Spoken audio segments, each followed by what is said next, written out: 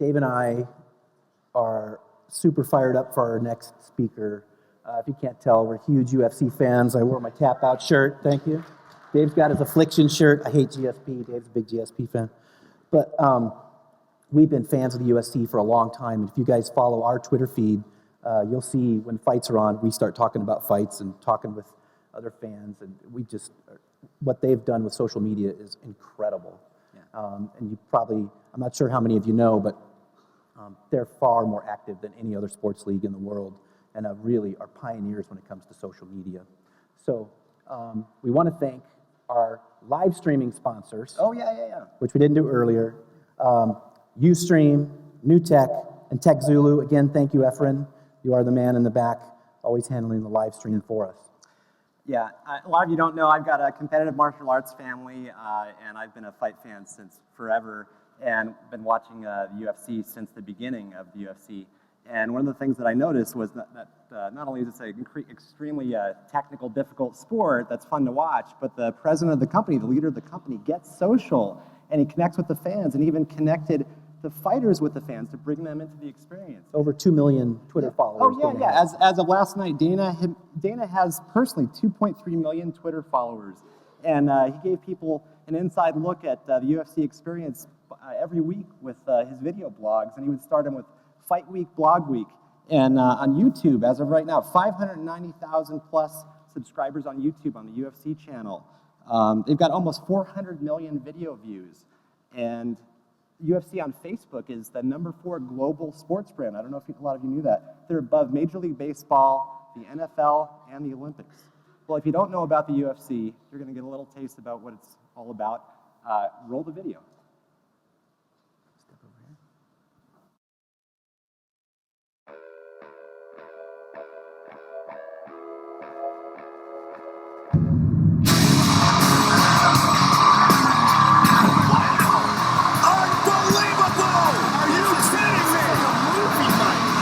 Chills, man. I can't believe it's really gonna happen. It is gonna happen. Ladies and gentlemen, please, would you bring your attention to me? For peace for your eyes to see. An explosion of catastrophe. Like nothing you've ever seen before. Watch closely as I open this door. Your jaws will be on the floor. And you're shooting together. Welcome to the show.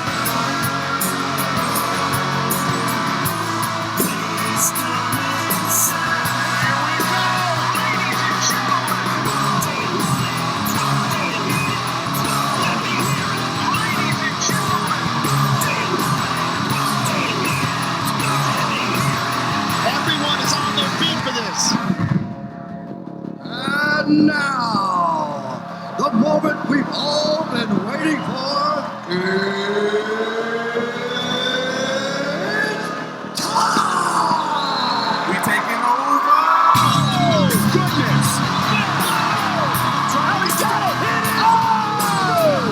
Complete, total domination! How pumped is that guy? Ladies and gentlemen, good evening. Hanging everybody on White Bloomberg. Ustedes tenemos testigos por Tyson. 3 mil views. We're looking for guys who are physically, mentally, and emotionally strong enough to be in this business and to potentially be a world champion someday. By the wonders you're about to behold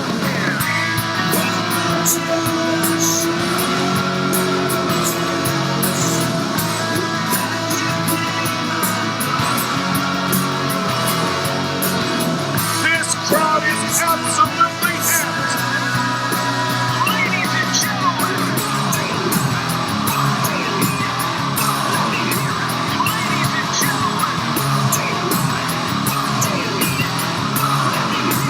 Ladies and gentlemen.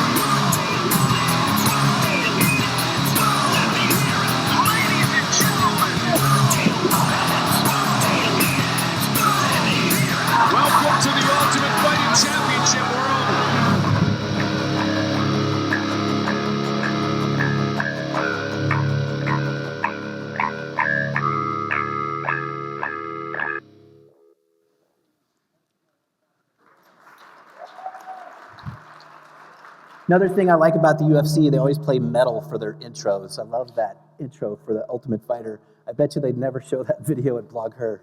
Yeah, probably not. Probably not.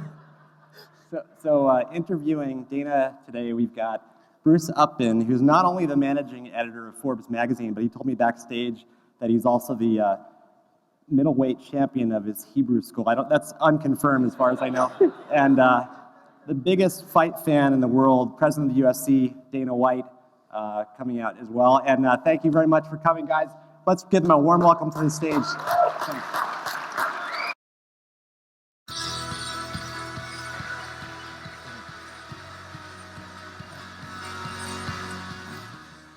All right. I guess blogging is kind of like getting the shit kicked out of you sometimes, isn't it? Dana, welcome. Thanks for being here. Good morning. Yeah. So you guys got a little taste for what the UFC world is like, how big it is, how big it's gotten, but it didn't start that way. So I wanted to start off, we got a lot to talk about. I wanted to start off with you kind of giving everyone a sense of the road here from the time you and the Fertitta brothers bought the UFC back in 2001. So it hasn't always been easy. No, it hasn't been easy at all. When we first of all, Lorenzo Fertitta and I went to high school together, and both big fight fans. I was involved in boxing since I was 19 years old, and I was living in Boston. I moved back to Las Vegas in 1995, and hooked up with Lorenzo, who at the time was one of the commissioners on the athletic commission here that regulates boxing. And at the time, he and I were getting involved in boxing, and his brother Frank and I were at the Hard Rock one night. We bumped into a guy named John Lewis, who used to fight in the UFC. And Frank said, I've always wanted, we all train in boxing, so Frank said, I've always wanted to learn ground fighting. So I knew the guy, so we went over, we started talking to him, we set up a lesson on Monday morning and started taking jiu-jitsu lessons. And Lorenzo got involved. We became fanatical about it. We trained 4 times a week. We fell in love with the sport. And through that, we started to meet some of the athletes. And as we started to meet some of these guys, we started to realize, they weren't who we thought they were. These guys were like 90% of our guys are educated. They went to college, graduated from college, and were into this sport through wrestling or martial arts. So we started to really fall in love with the sport, started to follow it, and I started to manage some of the guys. Tito Ortiz and Chuck Liddell. At the time, nobody knew who they were. They ended up being 2 of our biggest stars, but I managed them and got into this huge contract battle with the old owner of the UFC, which lasted almost a year. And through that, I found out that they were in trouble and basically going out of business. Right. The company was bankrupt. So I called up Frank and Lorenzo. They were in Miami at the time, and I called them up and said, I think we could buy this thing. And a month later, we owned the UFC for $2 million. Now and now it's worth. I mean, we at Forbes we penned it over $1 billion easily, right, as a global brand. That sounds great now, but before it turned around, we were $44 million in the hole. So yeah, sounds great at $2 million to over $1 billion, but it was a long, tough road to get there. And what were the biggest challenges to doing so? What did people have against you? Well, here's the thing. The old owner, originally when the first UFC started, basically these television guys got together and said, let's answer the age-old question of fighting. Which style is best? Would a boxer beat a wrestler? Would a karate guy beat a kung fu guy? That was how the first UFC started. They threw it on pay-per-view, and it did a ton of pay-per-view buys. It rivaled the WWE in boxing at the time. But in a million years, these guys never thought they were creating a sport. They were just throwing this thing on TV and making some money. But what ended up happening was they created this sport because everybody said, who remembers Royce Gracie? Any of you guys fans in here? Any of you? All right.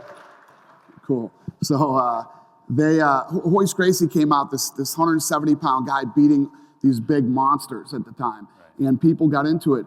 And you had to learn jiu-jitsu, you had to learn striking, you had to learn some wrestling. So really, this new martial art was created through this television show that was supposed to be one time.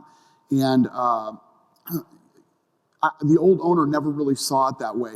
So he burned a lot of bridges on the way. When we bought the company, people thought we were out of our minds. Now sitting here saying, yeah, we paid $2 million for it and look at it now. But at the time when we bought it, people thought we were nuts. And think about this. It wasn't allowed on pay-per-view. Wasn't allowed on pay-per-view. Porn is on pay-per-view. The UFC was not allowed on pay-per-view. That's how bad it was. That was the uphill battle. And our goal was to get it on free TV. Yeah. Which you are now. I mean, the Fox deal was a game changer for you. We're in 175 countries and 22 different languages and over 1 billion homes worldwide on television. Right. So what do you think is the appeal? I mean, I know people, it's like this, there's a universal love. Americans don't love cricket. You know, the British don't love baseball. Everyone loves to see people fight. That was my philosophy. That was exactly how this company was built. Yeah. I believe that, you're right. Cricket's never going to work here. Soccer, football. Here in the United States, nothing's bigger than football. Doesn't work in Europe, doesn't work anywhere else. You put two men in a cage and they can use any martial art they want, it works everywhere. And now women. Yeah, and women too. I believe, this business was built on some pretty scary philosophies, folks. Let me tell you. There's a lot of things that you're going to hear here today that I'll tell you that are absolutely fact, true. You can look it up. Our stats are, it's a fact. This, I have no idea, but it's what I always believed. I believe that, fighting works anywhere. You take any four corners anywhere in the world. One corner they're playing baseball, basketball in the third corner, fourth corner they're playing hockey. A fight breaks out in the fourth quarter. Where's the crowd going? Everybody's going to go watch the fight, right? Even the people that are playing other sports will stop playing to go watch a fight. We're human beings, man. It's in our DNA. It's just, we like fighting. We're drawn to it. We're attracted to it. I don't care what color you are, what language you speak, or what country you're from. It's in you. Right. So I want to get into the social aspects of how you approach Twitter, Facebook, and all that, but I also want to understand how you, what the UFC model is that allowed the sport to flourish, whereas, say, boxing has gone to seed, and no one really cares about boxing anymore. I came from boxing, and I love the sport of boxing. The problem with boxing, and boxing was, believe it or not, boxing was our model of what not to do, okay? We looked at boxing and said, if we do the exact opposite of what these knuckleheads are doing, this thing should turn out okay. Think about this. There's never been a sport or a brand where hundreds of billions of dollars have been generated and there's nothing there. There's no brand, there's nothing. All these guys have done over the last 30 plus years in boxing is take. Nobody has ever invested back in the sport. Now, when I told you guys earlier that we were $44 million in the hole when we bought this company, it was from investing. We invested into this sport, but also built a brand where, this brand will live on forever, long after I'm gone. And what do you think it's always a tough question, but what do you think the brand means? What does it stand for? Well, I think that the brand that we built, those three letters, the UFC, no matter what country we're in, anywhere around the world, people know that if they spend their money for a ticket or they stay home on a Saturday night and put their pay-per-view money down, they're going to get great fights. That's what that brand means. That's what you're going to get when the UFC's in town or on TV. But outside that, like beyond like the ripple effects, whether it's the reality show, Twitter, Facebook, I mean, is that still all about fighting, or is there a bigger narrative that you're trying to stitch together here? Yeah, well, if you're involved in the UFC, if you're a fan or whatever, it really is a lifestyle. It has become a lifestyle for people who are fans, and whether it's training in different disciplines, training in all the disciplines, the clothing, no matter what it is, I mean, it's become very much a lifestyle. Okay, and you live that life. I mean, you have. The other thing is too is when I was growing up, your parents would put you in Taekwondo or karate or something like that. Yeah. This is the new martial art. This is the martial art that people are taking all over the world. It's actually become a martial art. You can get an MMA belt. You become, you're a mixed martial artist. I mean, what's your favorite finish? Do you like the kick to the head? Do you like the anaconda, chokehold? I like, there's two different types of fights you can see in the UFC. And, guys standing up and, a stand-up war, which everybody loves because everybody understands it. And then there's battles on the ground where both guys are really good at jiu-jitsu. Yeah. And if you understand what you're watching, it's just as exciting as a stand-up fight. Yeah, I was just watching last night the top 10 kicks to the head last year, and I still don't understand how those guys don't see it coming, because it seems like they're fast, but like you're trained to watch out for a foot coming at your face. I can tell you right now, if I get one of these guys in here to kick you in the head, there isn't a damn thing you're going to do about it, whether you know it's coming or not. Ain't that a kick in the head? So, all right, so you have 2.3 million followers on Twitter. Yeah. I mean, you probably, I mean, most people, who knows who the commissioner of the NHL is right now? He's much, yeah. I mean, right. He probably has no followers on Twitter. Roger Goodell, Bud Selig, these guys, don't live with their fans the way you do. So when did that happen? How did you get into it? I mean, you're young, but people still. always compare me to those guys, but I'm so different than those guys. Not a bad way. I'm not saying that they're, believe me, they're doing just fine with whatever they're doing. But I'm different. I have been since day one. If you come on Twitter with me, you're going to read things and hear things that you don't expect to hear from the president or commissioner of a sport. I'm very honest. I'm very real with everybody. And if you say something stupid to me, I'm going to say something stupid back to you. So I think that's what's kept, I don't know, I think that's why people follow me. It's fun. I have fun with people on Twitter. Plus, we engage with the fans a lot. We one of the things that I've really noticed about Twitter and in life is, I give away tickets. We give away, merchandise. We do fun stuff through Twitter, and people love free shit. And I give free shit away. So I think that's a big one too. I think I saw that some fan tweeted out a photograph of their seat at a fight, and their view of the octagon was obscured by some AV equipment. Right. And what did you do? Well, that's one of the other things that I love about Twitter.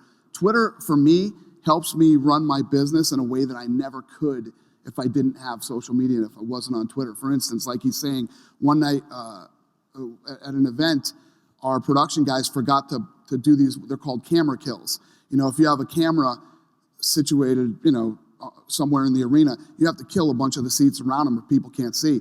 So there were like 35 seats that were behind the camera. Somebody tweeted it to me.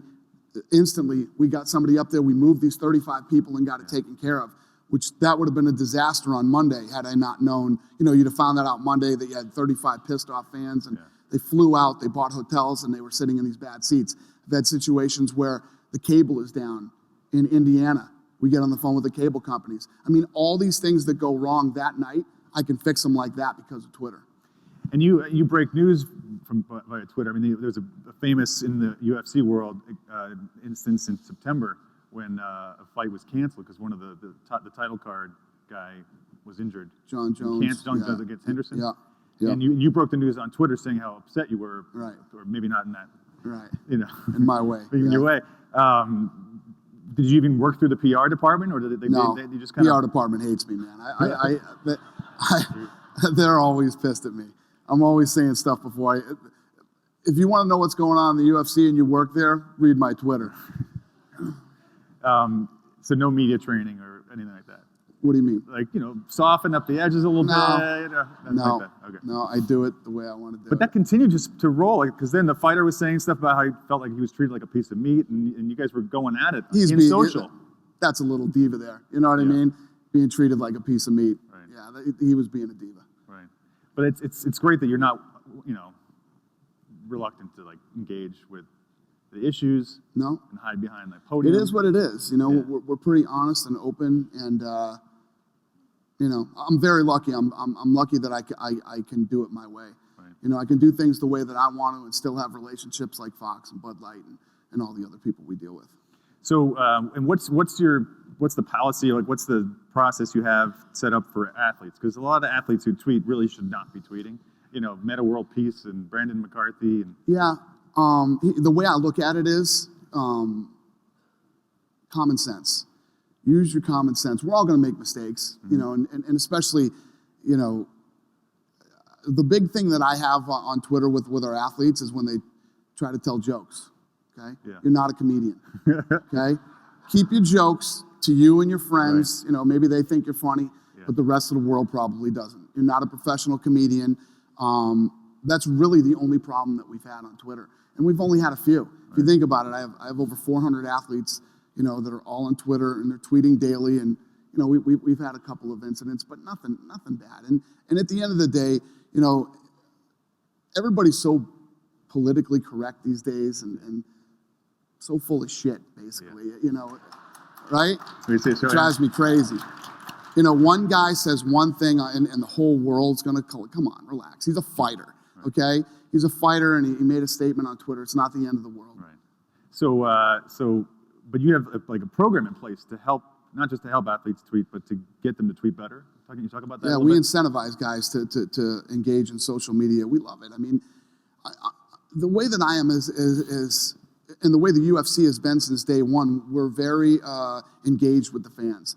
If you show up at a UFC event, you're more than likely going to meet your favorite fighter. He's going to sign your stuff.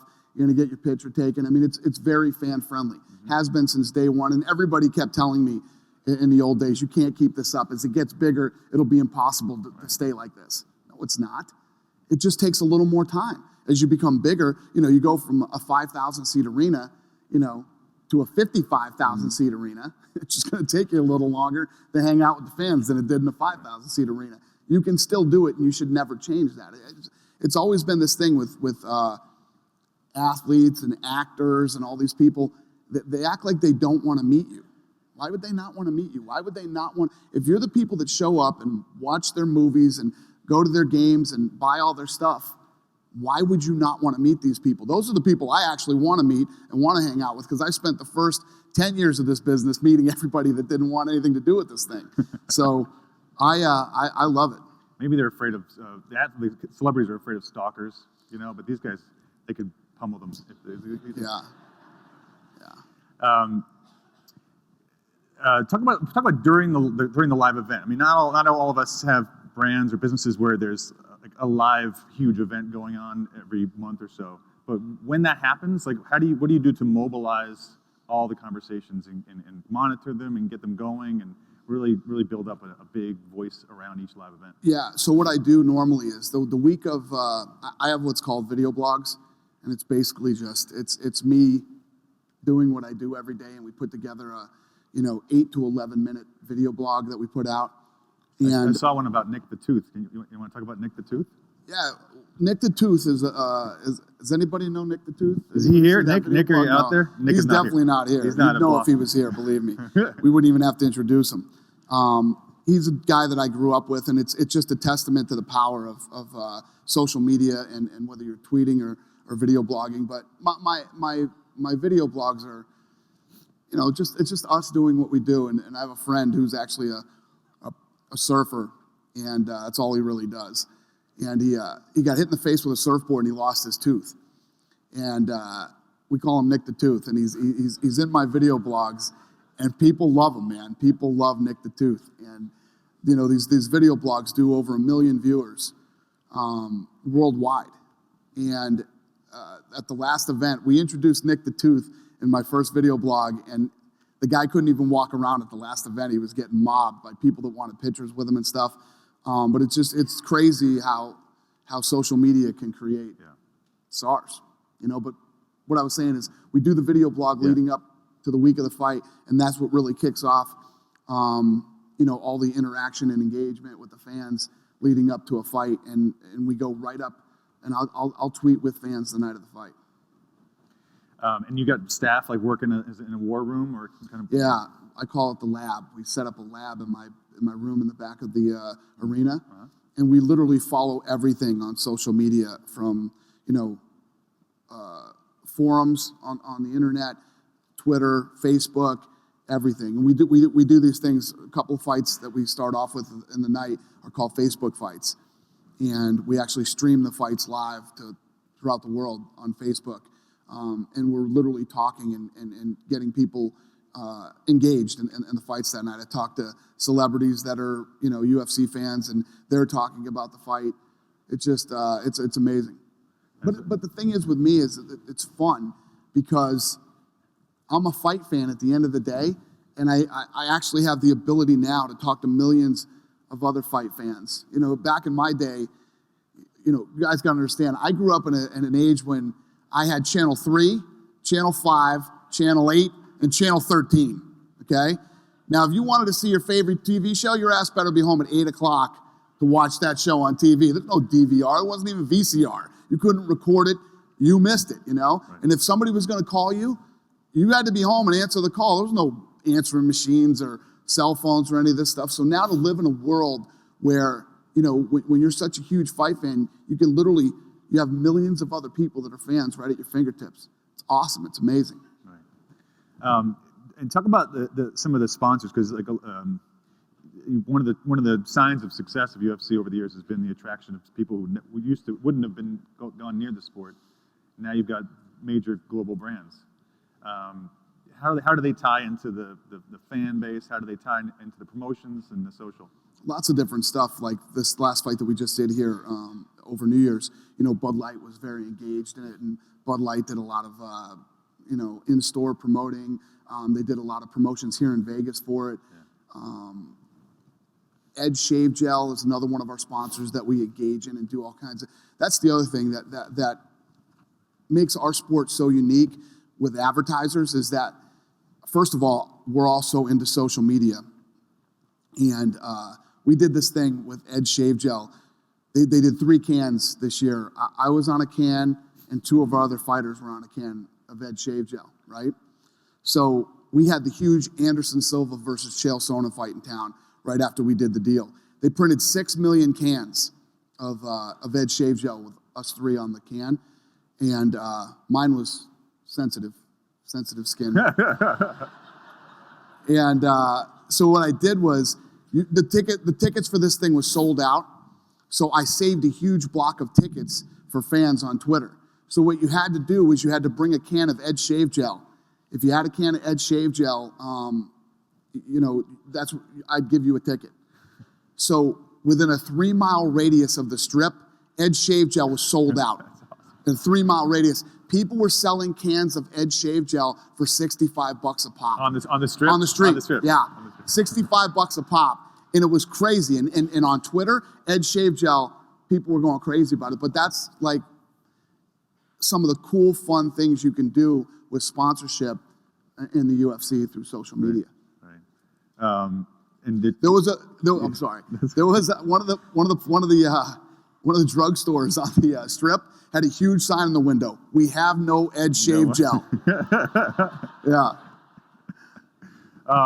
Any idea to like bring a fan into the octagon, like? Oh, we do stuff like that all the time to fight, you know. To fight? Yeah. Or like 2 fans, just like fan of the night. Not against someone like. He's going to get us kicked off pay-per-view again. Yeah. This guy doesn't think that a fighter could kick him to the head because he'd see it coming, and thinks that 2 fans should be in there fighting. No, that will never happen. Okay.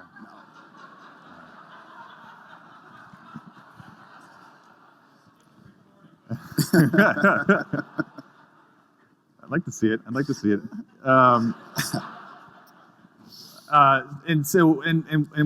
like global now, it's like we were talking backstage about Brazil and what a bonanza that's been. Like why Brazil and like what's been your approach to it? That's a good.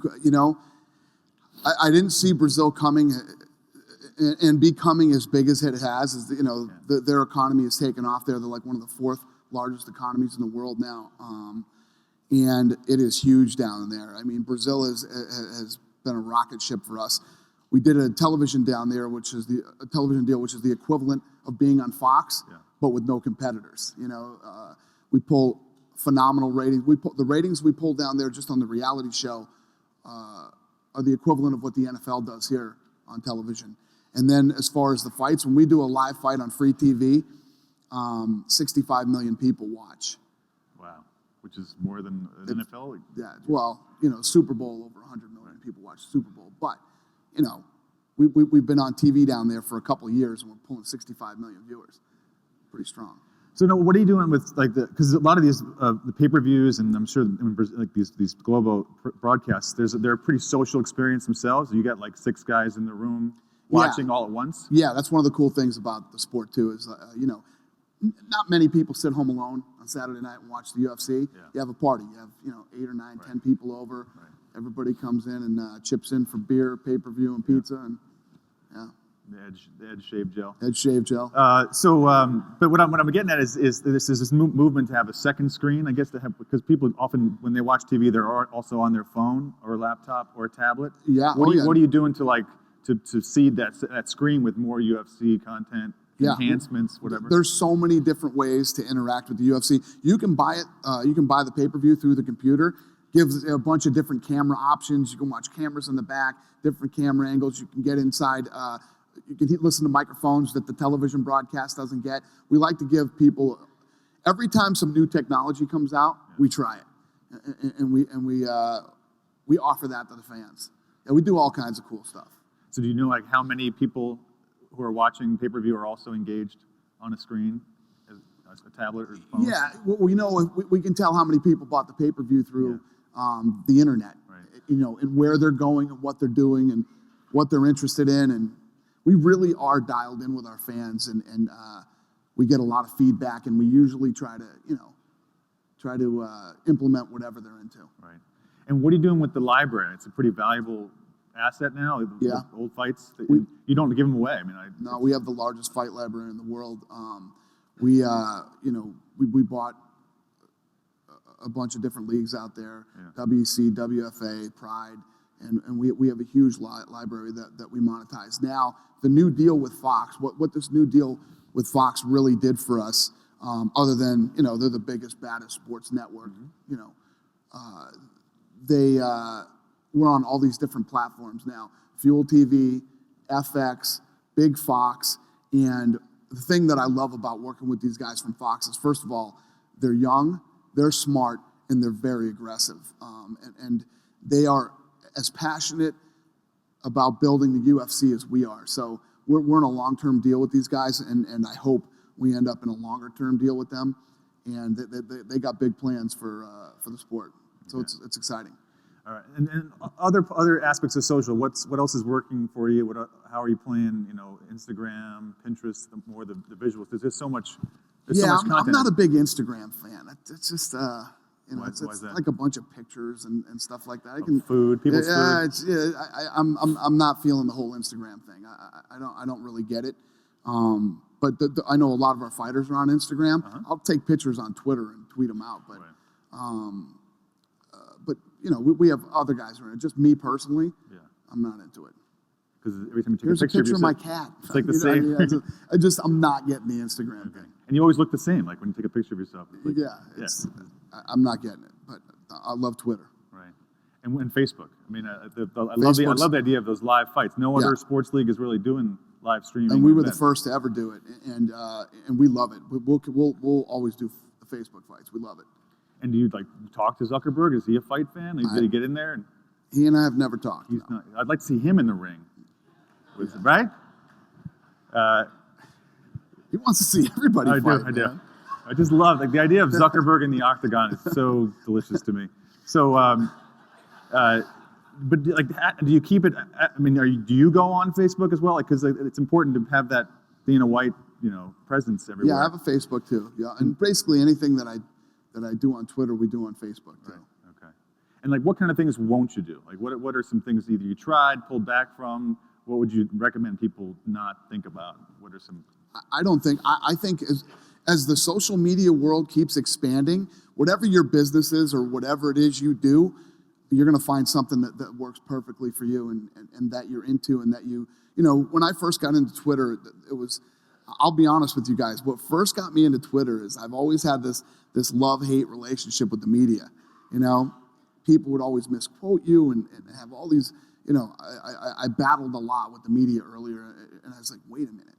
So you're telling me there's this new thing out where I can talk directly to the fans, and you know, and I don't have to be misquoted, and if I am, and believe me, I don't know, many maybe seen it. I've had big fights with ESPN. I've had fights. I mean, I've fought with everybody, and you actually have a voice now on Twitter, and if you're misquoted or something's done the wrong way, you can call them out. And now ESPN, Forbes, I don't care who it is. No, we don't do now that. you got to come out and defend yourself, because I'm saying you're lying and what you did was dirty, and now you got to come out and defend yourself. I think it's great. Yeah, I love it, man. It's awesome. I love social media. It's the best. Seriously. But my point was, whatever your business is, you will find one of these social media, and as it keeps growing and getting bigger, you'll find something that works for you and helps you build your brand or your business or your blogs or whatever it is you're offering. Right. Do you ever do anything with the commercial establishments that show pay-per-view, like the restaurants? If it's like a band, I don't know, even like, do you have deals with certain chains? Yeah. We have, you know, we do things with Buffalo Wild Wings, Hooters, you know, bars and restaurants all throughout the world. Yeah, we have the biggest platform. You know, we do more commercial sales than anybody does as far as you know, pay-per-view. But do you ever like tie that back into social? Like, do they tweet out like, come to, you know, get a special? Yep. Well, you know, basically what we do is we put up on the website, and I'll tweet out all the places that have it. And I have done things with Buffalo Wild Wings. One of the things that I try not to do, you know, you ever follow these people on Twitter and every tweet is an ad? They're selling something? That drives me crazy, man. I unfollow. The Kardashians are the worst. You know, I mean, for a while there, everything they sent out was an ad to sell something for somebody. And I really don't do that. I don't ever do it. You've probably been that's approached. The other thing. You've probably been approached. I get approached by my sponsorship team every 5 minutes. Yeah. You know, they're always asking. I say no. I'm not tweeting that. I refuse to do it. My Twitter is to talk to fans, get feedback, good, bad, whatever it is. Right. And you know, I'm not on there to sell shit to people. Right.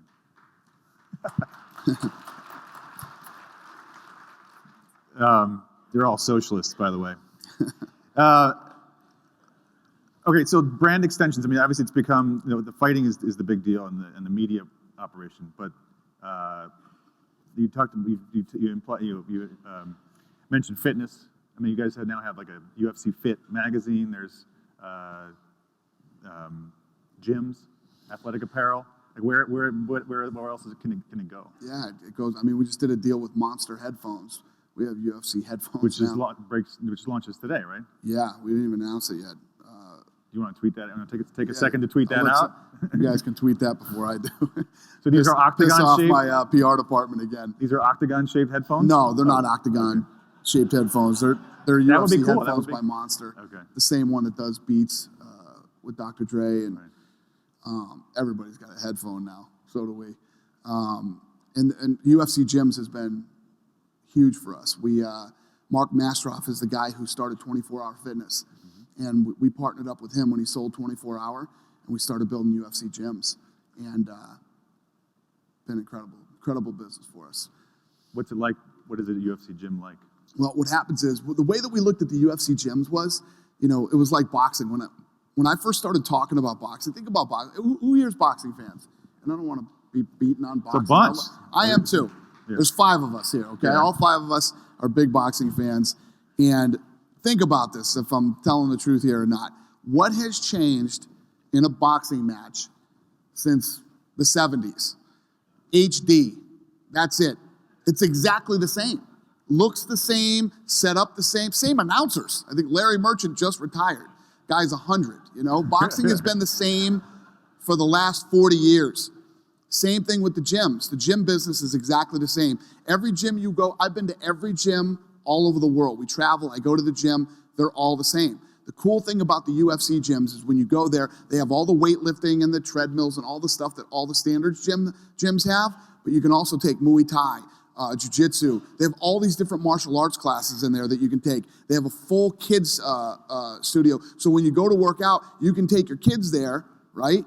And your kids can train in mixed martial arts and get in shape and learn self-defense. And they have monitors all over the club. You can tune in on the monitors, and you can watch your kids in the class while you're working out. That's cool. It's really cool. The gyms are cool. They're all state of the art. They're beautiful. If you ever get the opportunity to go into a UFC gym, check it out. And how many of you guys know LA Boxing? You ever heard of that? We just bought LA Boxing. So all those are now going to be converted into UFC gyms too. And the UFC gyms that we have now are massive. They're huge gyms, like a 24-hour fitness type place. These LA Boxing gyms are now smaller, you know, classes, you know, and we're going to have more of those around the world. Which ones? Both? Well, the UFC gyms are 30 to 50,000 square feet, and then the LA Boxing gyms we're converting over, you know, 5,000 square feet. Thank you. So we're going to give you guys time for questions in about a minute. I want to ask you about money in the sport, because we obsess over money. And you've it's ruined a lot of sports. I mean, it's ruined a lot of athletes.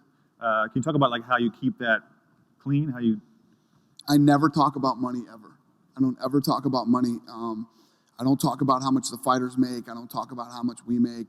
You know, it's funny because it's all anybody ever cares about. Right. Any interview I do, that's all everybody wants to know. And when we first did our deal with Fox, the Fox guys were looking at, you know, through some of the stuff, and they're like, holy shit, these guys make that much money?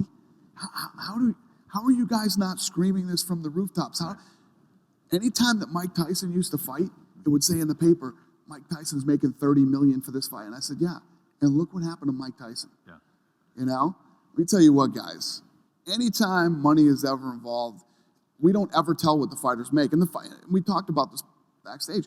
The fighters have the ability, they can go out and tell whoever they want how much they make. None of them do it. You know why? Because you start getting cousins you never knew you had, uncles you never knew you had. Right. People start coming out of the woodwork, let alone all the family members you never knew you had, all the other people that come and try to get a piece of you.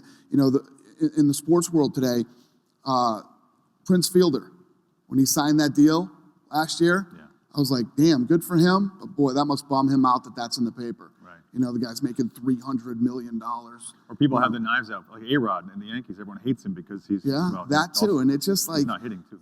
Who gives a shit? Yeah. How much money the guys are making? Trust me, I give a shit. they're doing all right. I know you do. You know, that's That's my problem. That's what you do. That's my I get problem. it. That's my problem. But We got a line of people with questions here. Look at that. Okay. cool. Good morning, Dana. Hi, how are you? Thank you for spending time with us. We really appreciate that. I'm We know honored. you're a busy Thank guy. You mentioned that you like to give away free stuff. Would you be willing to consider giving me 2 free tickets to an event? First question. This happens to me everywhere. Yeah, sure. Thank Do you. you have a can of Where are you Ed's from? shave gel? South Florida, Fort Lauderdale. South Florida? Yes, sir. All right, well, you're going to have to fly because we're not going to be in South Florida anytime soon. I'll make it happen. All right, deal. Ed Shave Deal. All right, man. Thank you. Grab me at the end of this. Will do. All right. Hi, Dana. I'm Hi. Linda Sherman, at Linda Sherman. Hi, I've been Linda. tweeting you. Oh, you have? Thank you. I'll follow you and hit you back when I get off here. Yay, thank you. I love the cover story about you and Fast Company. I put it up on my Google Plus, and everybody really appreciated it there. You have 926,000 followers for UFC on Google Plus, but I notice your own account, Dana White, on Google Plus is not active. I realize that Twitter is really your main thing for yourself, but I wonder if you might want to come back and test the water again. It's getting pretty cool over there. I'll do it. All Done. right. Thank I'll you. check that out today. Thank you. Hi, Dana. I am Christy Trimmer, Dragonfly Tweet on Twitter. Hi. And I have to tell you, I was at UFC 109 with one of Randy's last fights. Yeah. Love Randy Couture, by the way. Woo-hoo. And I was one of the ones up in a nosebleed seat and behind a TV camera and was brought down ringside. Oh, you were? Right All here, right. baby. All right. And Randy won that night. Question, though, can you top that? Can you bring me back ringside again? Because I haven't been back to a fight Check since. this out, man. I mean, high standards. It was awesome. It's fun, right? Yeah. Where do you live? I live in Phoenix. Phoenix? I come to Vegas anytime you have tickets. Done, babe. Done. On it. Thank you. All Thanks, right. Dana. Hey Dana, how you doing, man? Good, how are you? Big fan. I actually trained with Carlson Gracie, the old man, before he died, and trained with his son for about 12 years after that. Stephen Bonner's guy, right? I am Stephen Bonner's guy. Yeah. I am Stephen Bonner's manager. I managed him actually for the first 6 years, and really appreciate what you did with for him with this fight with Anderson. Thank you. Took a good shot to the solar plexus, but what are you going to do? I mean, Right. at least he got that shot, and damn well he deserved it. Yeah. But can you talk about kind of the compensation unionization issue? Because clearly there's a monopoly going on here, and I'm trying to bust your balls, but I mean, if folks really knew what these guys were making to get their heads kicked in, I mean, you go to MMA Junkie and some of those sites, and I mean, clearly some of that is disclosed and it's public, but really even the top echelon type fighters don't come anywhere near the money that a Manny Pacquiao is going to get for a fight. Can you just address that and what you think is going to happen insofar as unionization is concerned for the fighters? Yeah, so wait a minute. Don't leave yet. Get back on that mic. Get on the mic. So when you talk about, explain that to me again. What you're saying that what you said that this is a monopoly and that the fighters aren't making what Manny Pacquiao makes? Is that? The question really becomes, obviously you guys hold all the cards, and we're in Vegas, so that's a pretty apropos statement. The point is that if someone pushes back hard enough as a fighter to say, this is X money that I want. They don't have a choice in terms of where else to go. You say, fuck it. You know, you don't want it. I got 12 guys who will step in tomorrow and get paid a tenth of what you're going to get. Right. So what happens is we basically have, we run a business. Like I was talking about boxing, we run a business here. We started, this thing was bankrupt. Done, dead. We came in, we invested $44 million in this thing. In 13 years, we've created, I don't even know what the number is now. It's close to 30-something multi-millionaires, okay, in 13 years. If you look at the evolution of baseball and how long baseball, the NFL, and every other sport, how long it took for those guys to get to the level to where they make that kind of money. And basically what we do, we're the only promoters in the history of the world. Since the fighting began and guys were making $1 to put on a fight, we have health insurance for the fighters. These guys are, the guys who make it to the top are involved in the pay-per-view. You know, they're involved in, with licensing deals. When we do video game deals, merchandise, action figures, the list goes on and on and on. And I don't know if you really know how much some of these guys are making, but I don't even know if you really know what Stephan Bonner made for that fight. I know he's still waiting on a bonus. Hopefully you got that over to him. But, he's had his bonus now for a while. Stephan Bonner's doing all right. Yeah. And as far as this being a monopoly, the government came in and did a full-blown investigation on us on whether we were a monopoly or not, and the verdict ended up being no. Yeah. And don't get me wrong, I completely appreciate what you've done for the sport. I think it's amazing, and I applaud you for it. And the big question, too, becomes whether people, when people say, you know, well, if you talk about the NFL, it's the same thing in the NFL. Yeah. If you can't play, you know, if you have any kind of a beef, if you have a bad attitude in the NBA or the NFL, you're gone. Yeah. Then where are you going to go play? You're not playing anywhere. The difference is, and what you'll come back and say is there's a players union, right? There will never be a players union in fighting because you're never going to have guys that make it to the top and have that small window of opportunity to make money that are going to give up any of their money for guys who might never make it. So, you know, a players union would depend on the fighters. I don't ever see it happening. And by the way, I trained with Miguel Torres for a number of years, and you were right for cutting him on his tweet, on that tweet. Thanks. All right. Next guy. Hi, Dana. Hi. I don't have a question. I just want to say thank you. I've been a huge fan for a very long time. Thank you. I just love what you guys are doing. Thanks, man. I appreciate it. That's an easy question. Yeah. I like the tough questions. Fire some more at me. Come on. You don't scare me. Give me some more. I should say that you've gotten a good deal of my money for your videos and whatnot. But, thank you, sir. Despite your success, what do you say about some of the negative factors, including the fact that New York State won't let you in, the fact that a concussion can give you dementia? Keep them coming. Give me more. Come on. What else? The fact that in a lot of sports, just as Pete Rose, hanging out with a gambler can get you kicked out, and your majority partners are gamblers. I'm a big gambler. Or the fact that even though fighting in the octagon is enjoyable, watching it is enjoyable and educational, it's also unrealistic compared to a street fight where the fighters would use techniques that you no longer allow, such as kicks to the groin, headbutts, wearing shoes that could kick right through a fighter's defenses. Okay, don't move. Stay right there.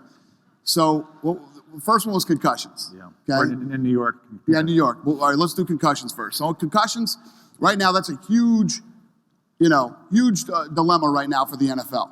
Okay? Here's the difference between the UFC and the NFL as far as concussions are concerned. First of all, if you get concussion or you get knocked out or you get hurt whatsoever in the UFC, 3 months suspension. You're on suspension for 3 months and you cannot come back until you're cleared by a doctor. You can't have any contact whatsoever. In the NFL, you're not going to lose Tom Brady for 3 months, man. You lose Tom Brady for 3 months, your whole season's wiped out. So the UFC is, listen, we don't hide from it. This is a contact sport. That's what these guys do. Much safer. In the 20-year history of the UFC, it'll be 20 years in November. There's never been a death or serious injury. Never been a death or serious injury in 20 years. Because we go above and beyond when it comes to safety. These guys are, when you know you have 2 healthy athletes going in to compete, they get the proper medical attention before and after. It's the safest sport in the world. Fact. Number 2, the state of New York, the reason that we're not in New York and a lot of people don't realize this, is the Las Vegas Culinary Union, okay? The Las Vegas Culinary Union is the reason we're not here. My partners who own the casinos are non-union. So the Culinary Union is what's keeping us away from New York. Number 3, I don't even know where you're going with the street fighting, kicking in the groin and stuff. I mean, who the hell wants to see that stuff? We found out that this many people want to see that. This many people want to see a real sport where there's rules and regulations and athletes. Right. What was your other question? Oh, gambling. Yeah. So the fact that Pete Rose gambled in my partner's own casinos, gambling is legal here. Gambling is legal in the state of Nevada. I love gambling. I played cards here on Saturday night, and I'll probably play here again soon. I'm a big gambler. There's nothing wrong with it. It's absolutely legal. Wow. All right. You think you handled that? Unfortunately, we're out of time. There's still a big line of people to ask questions, but obviously he's available on Twitter. No, go ahead. We got it. Vegas local, love gambling. If it's quick, we could take one more. No, so my question is, we know that you paid a lot of attention to your fans on Twitter. What about fan favorite fights? Like, I know a lot of people want to see GSP, Anderson Silva. Nobody can beat GSP. What are we going to do about that? When are you going to start listening to the fans about I do listen to the fans. No, I know. Are you out of your mind? About who we want to see fight. Yeah, I want to see the same guys fight that you want to see fight. Let's make it happen. Let me tell you what my job is. My job is to put the fights on pay-per-view that you want to watch. Sure. If I don't, you're not going to watch. Sure. Right? Because I've seen GSP beat up everybody there is, so I want to see that fight too. I'm working on that with him and Anderson Silva. Nice. He wants to fight Diaz first, and then we'll see what happens. All right. But I'm with you. That's my job. All right, Dana, thank you so much. We got to wrap up. Thank you. Appreciate it. Pleasure. Thank you.